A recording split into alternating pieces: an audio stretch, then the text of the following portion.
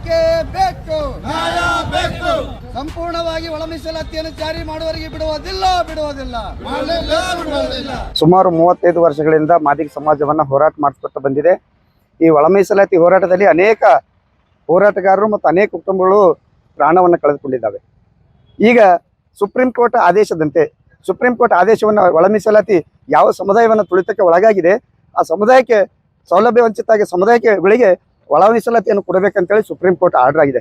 ಆ supreme court ಆರ್ಡರನ್ನು ಗಮನಿಸದೆ ಮತ್ತು ಸದಾಶಿವ ಆಯೋಗ ವರದಿ ಕೂಡ ಸರ್ಕಾರದ ಕೈಯಲ್ಲಿದೆ ಮತ್ತು ಜಸ್ಟಿಸ್ ನಾಗಮೋಹನ್ ದಾಸರ ವರದಿ ಕೂಡ ಸರ್ಕಾರ ತರಿಸ್ಕೊಂಡಿದೆ ಮತ್ತು ಮಾಧುಸ್ವಾಮಿಯವರ ಸಮಿತಿ ಕೂಡ ಈಗಾಗಲೇ ಸರ್ಕಾರಕ್ಕೆ ವರದಿಯನ್ನು ಸಲ್ಲಿಸಿದೆ. ಈ ವರದಿಗಳನ್ನು ಅನುಸರಿಸಿ ಸಂಪೂರ್ಣವಾಗಿ ಒಳ ಮೀಸಲಾತಿಯನ್ನು ಜಾರಿಯಾಗಬೇಕಾಗಿತ್ತು. ಆಲ್ರೆಡಿ ರಾಜ್ಯಪಾಲರ ಅಂಕಿತ ಕೂಡ ಆದ್ರೂ ಕೂಡ ಈಗಾಗಲೇ ನೋಟಿಫಿಕೇಶನ್ ಆಗಿರ್ತಕ್ಕಂಥ 56,432 ಹುದ್ದೆಗಳನ್ನು ಕರೆದರ ಆ ಹುದ್ದೆಗಳನ್ನು ಒಳ ಮೀಸಲಾತಿಗೆ ಹೊದಿಸಿ ರೋಸ್ಟರ್ ಪದ್ಧತಿ ಪ್ರಕಾರ ನಾವು ನೇಮಕ ಮಾಡ್ಕೋಬೇಕಂತೇಳಿ ಸರ್ಕಾರಕ್ಕೆ ಒತ್ತಾಯಿಸಿ ಇವತ್ತು ಜಿಲ್ಲಾಧಿಕಾರಿಗಳ ಮುಖಾಂತರ ಮಾನ್ಯ ಮುಖ್ಯಮಂತ್ರಿಗಳಿಗೆ ಮತ್ತು ರಾಜ್ಯಪಾಲರಿಗೆ ಇವತ್ತೇನಪ್ಪ ಅಂದ್ರೆ ಮನವಿಯನ್ನು ಸಲ್ಲಿಸ್ತಾ ಇದ್ದೀವಿ. ನಾಗರಾಜ್ ಹೊಸಮನಿ ಅಂತೇಳಿ ಕರ್ನಾಟಕ ದಲಿತ ಸಂಘರ್ಷ ಸಮಿತಿಯ ಜಿಲ್ಲಾ ಅಧ್ಯಕ್ಷರು ಡಾಕ್ಟರ್ ಎನ್ ಮೂರ್ತಿ ಸಾಹೇಬ್ ಸ್ಥಾಪಿತ.